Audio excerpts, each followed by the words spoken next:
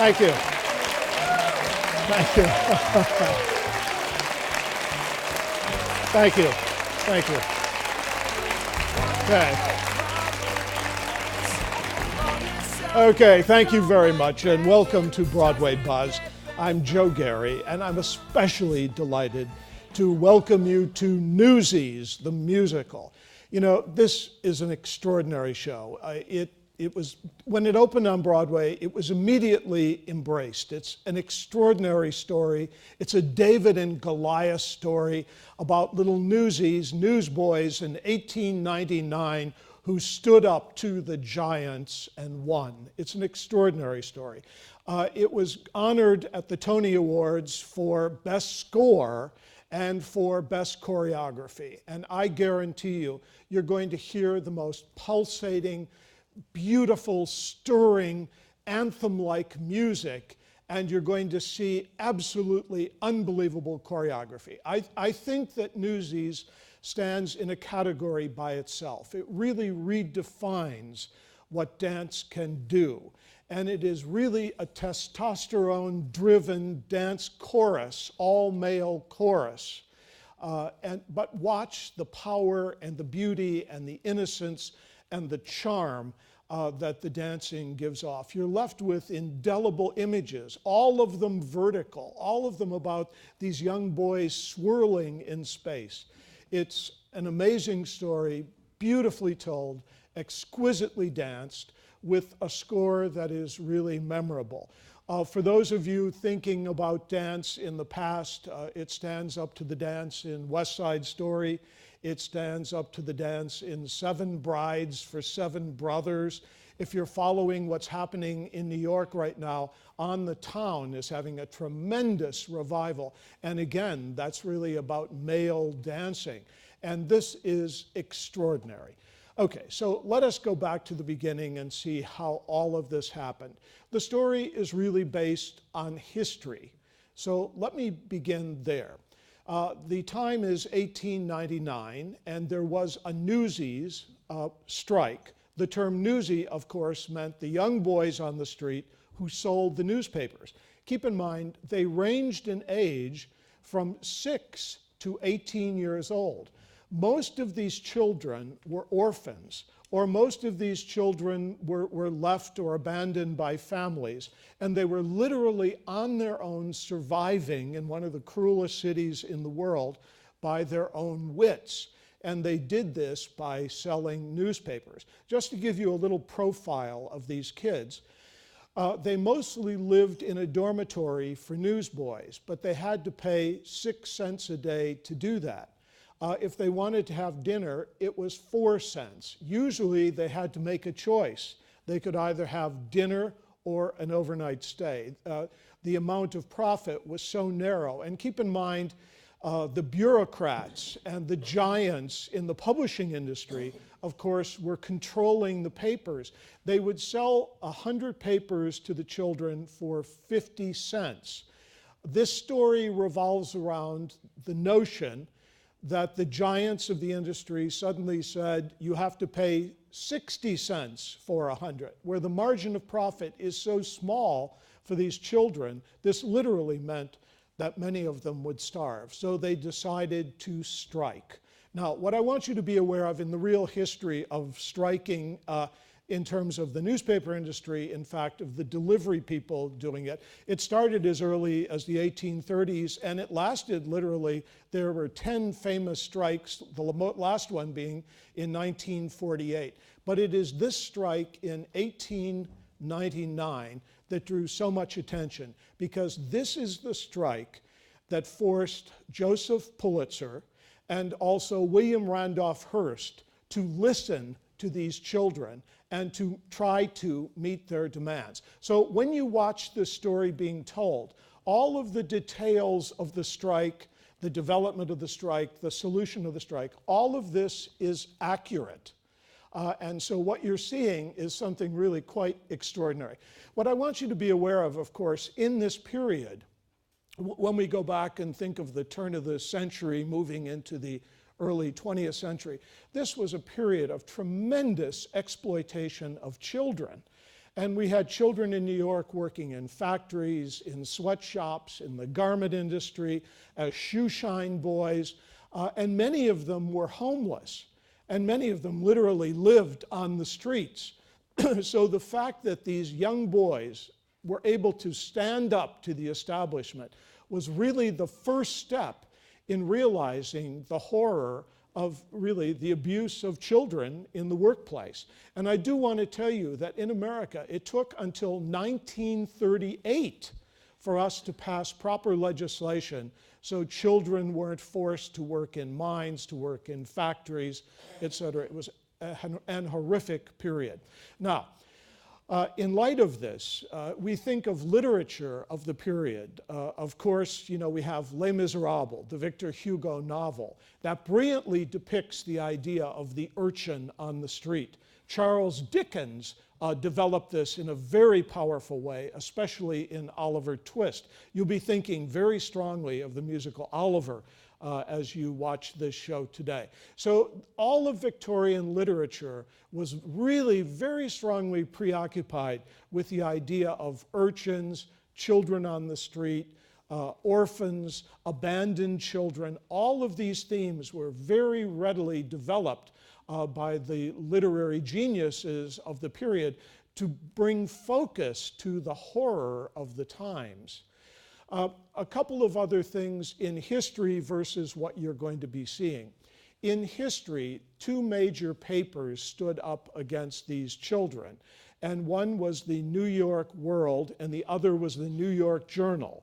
The New York World was owned by Joseph Pulitzer, and the New York Journal was owned by William Randolph Hearst. Now, as many of you remember, William Randolph Hearst was already vilified in art in Citizen Kane when Orson Welles made that brilliant movie about the power of the journalism and the power of people who owned these newspapers, who could literally control elections and everything that happened in a city. In real life, the negotiations really happened with William Randolph Hearst. But the writers of the story that you're going to see decided that he already had his place in the sun. He was already vilified, so they focused on Joseph Pulitzer instead, a little license in this regard. Okay, now let's go to the origin of this story. It was ultimately turned into a Disney movie, but let's go back to the two writers who came up with this idea. So we're looking at two very interesting young people, husband and wife. They had worked as actors, and in between jobs, they decided to start doing research and started to write. Bill Zudiker is the husband, and Noni White is the wife. They read a brilliant book called Children in the City, and within it there was a paragraph about this strike in 1899, where children literally stood up to the establishment. And it drew attention to a very famous street kid who led the revolution. In real life, the street kid's name was Kid Blink.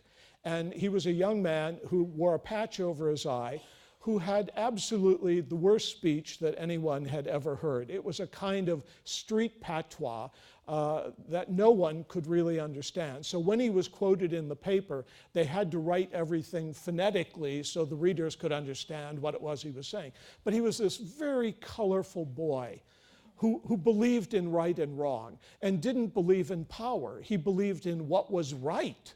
And so he literally led these boys to this revolution. And he is the very strong inspiration for the character you're going to see, who's going to be named Jack Kelly in the musical that you're going to see. But his antecedent in real life was this Kid Blink. One other part about Kid Blink's life that was very interesting. His family was dead. His father died of the abuse of factories, etc. And his little brother was sent on an orphan train out west.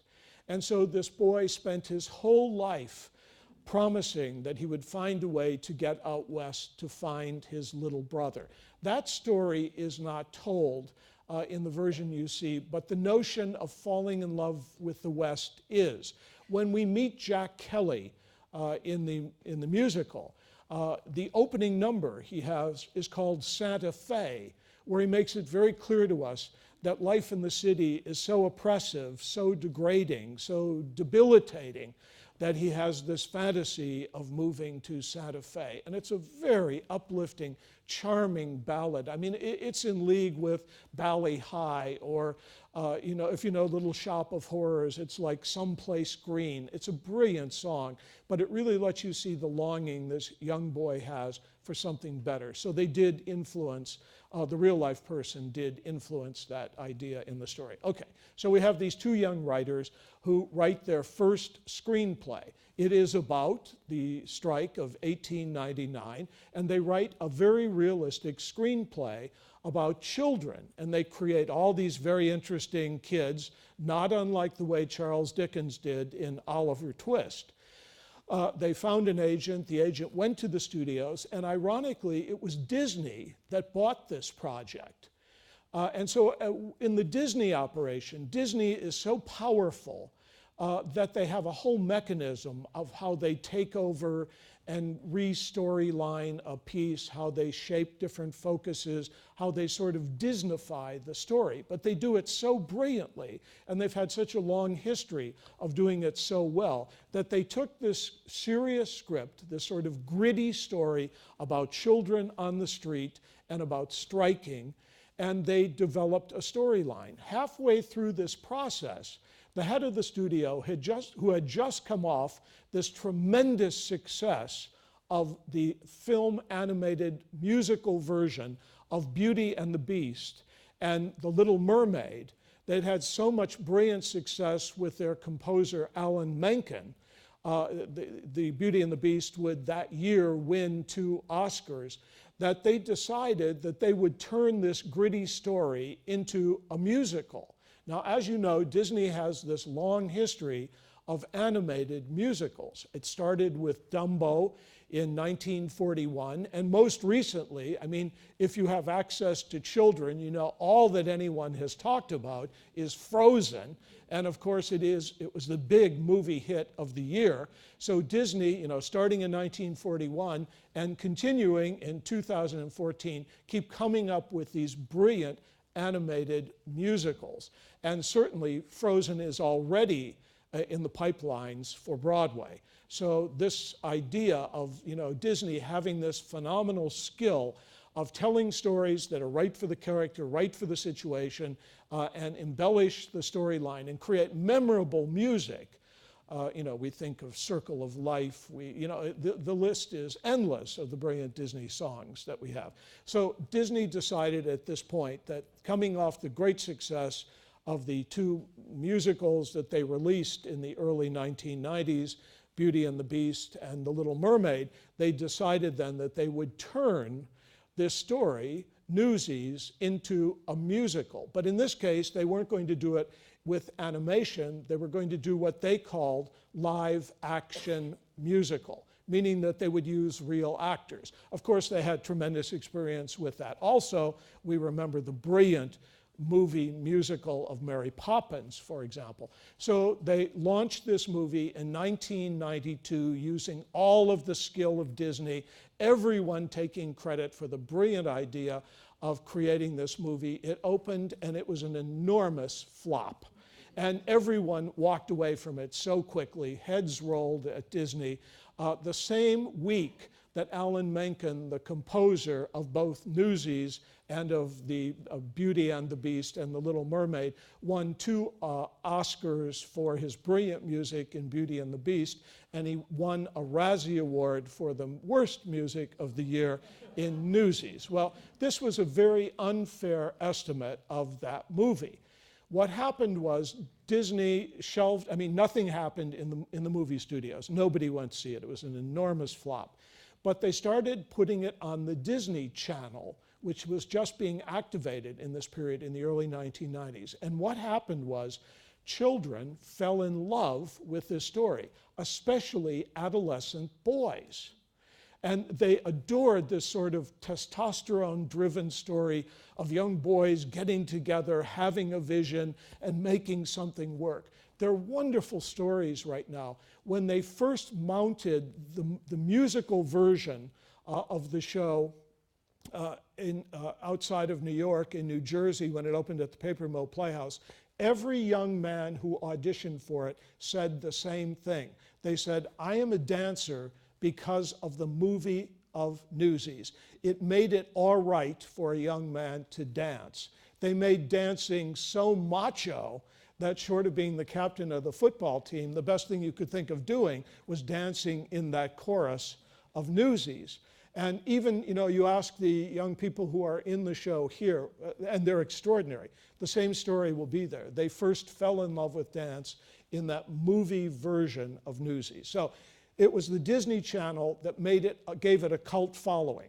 It also was released on video, and it became one of the most watched videos with adolescents.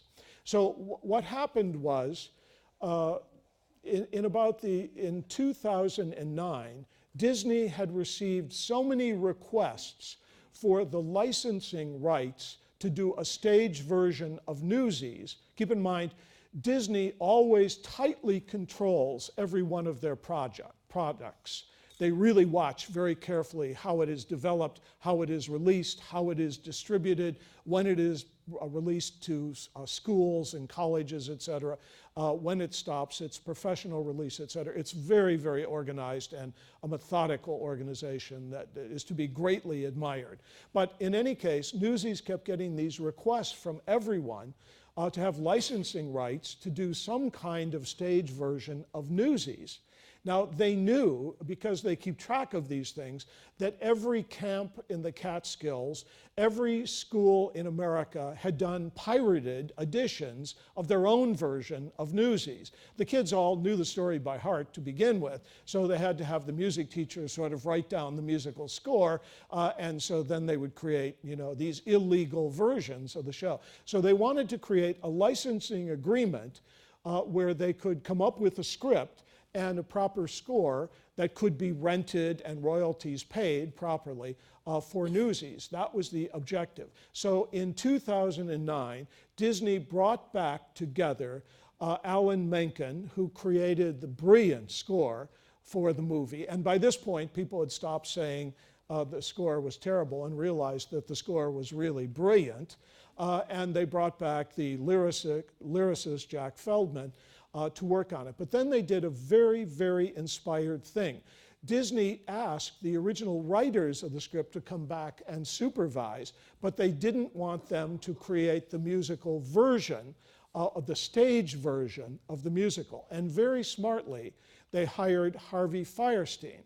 Now, you remember Harvey Fierstein as a great actor. He's also a playwright. Torch Song Trilogy is one of the great works. If you've never seen it, I do recommend you see the movie version of Torch Song Trilogy with Anne Bancroft.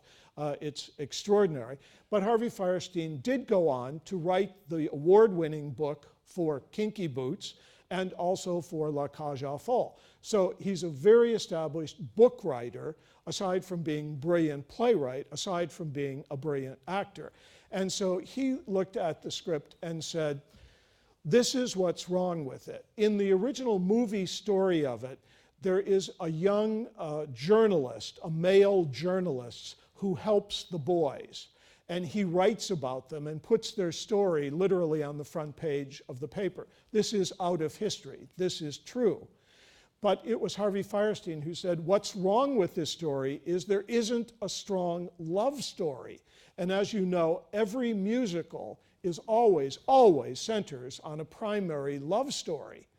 And so he changed the idea of the journalist from being male to being a young female. And this was a perfect choice.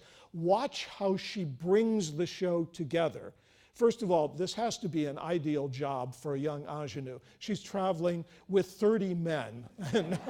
No, I mean, this is a kind of fantasy. She's a beautiful young girl, and she plays it wonderfully.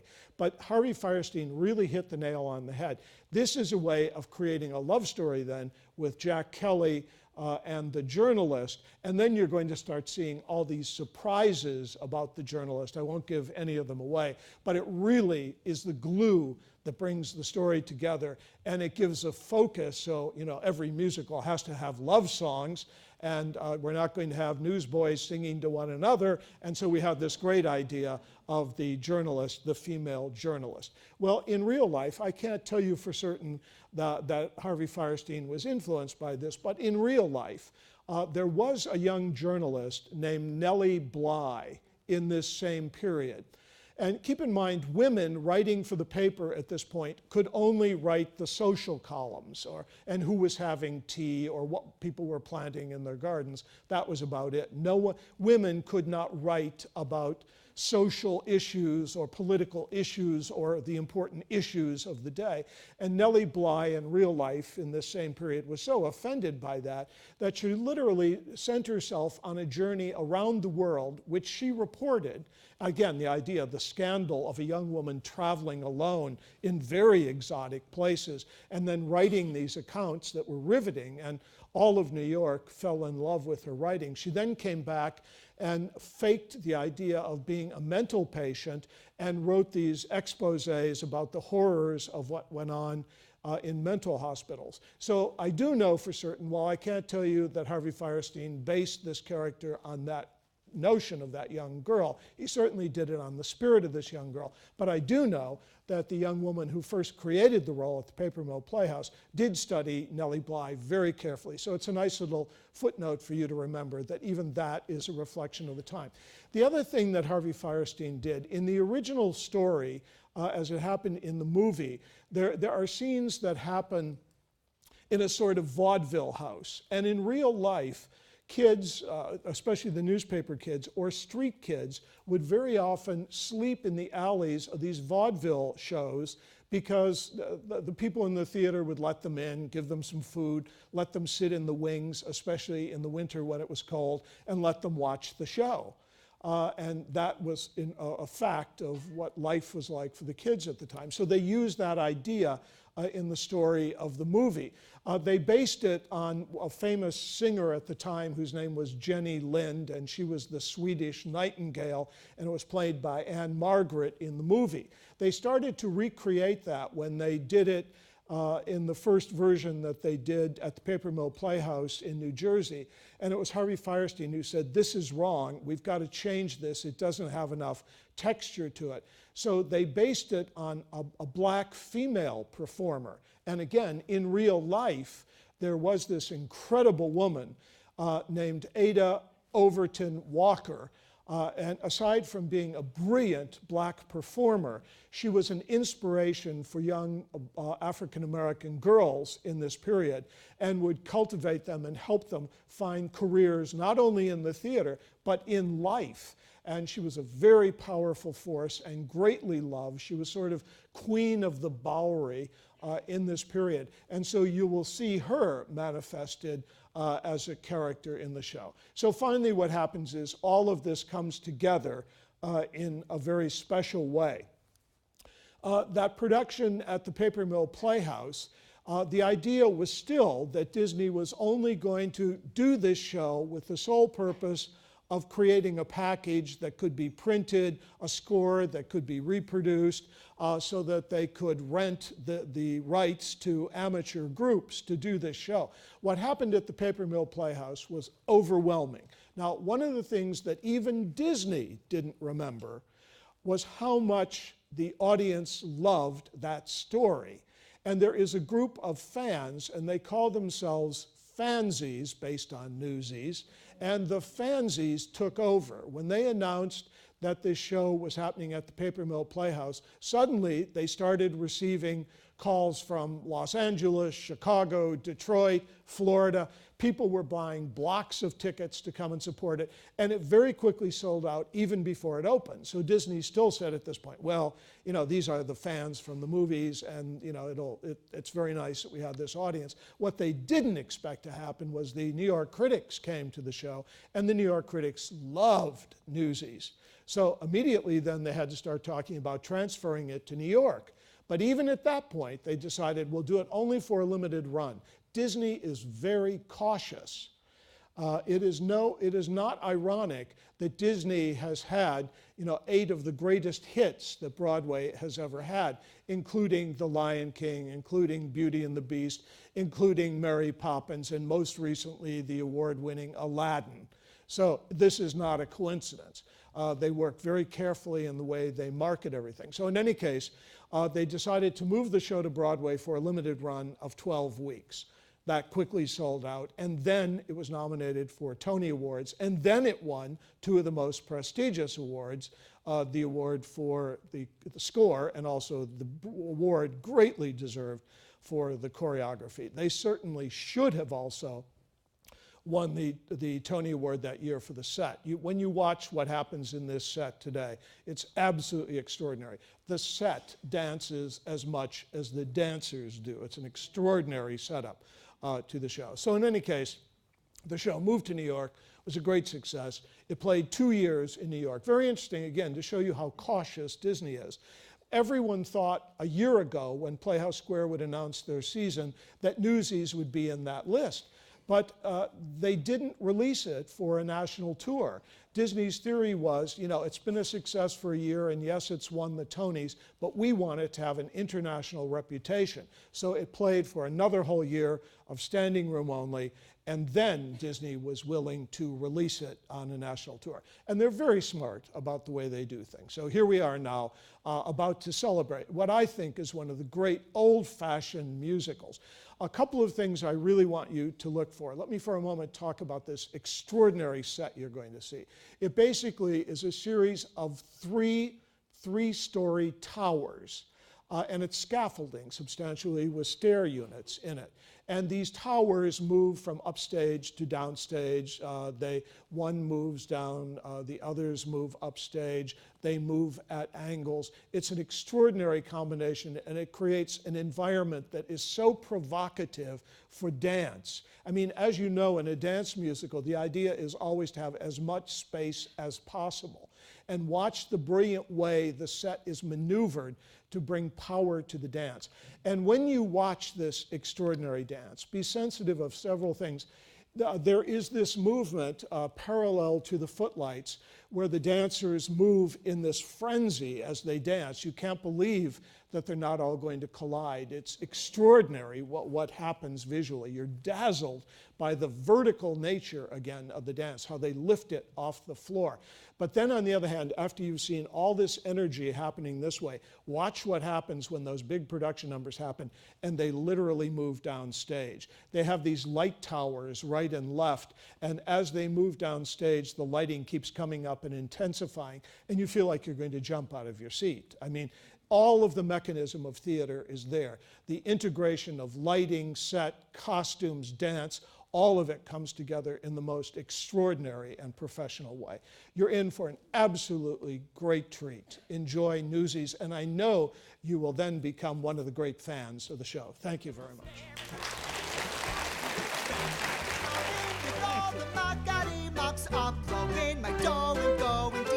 And there I be, ain't I pretty? It's my city, I'm the king. A solid gold watch with a chain to twirl it. My very own bed and an indoor toilet. A barbershop haircut that costs a quarter.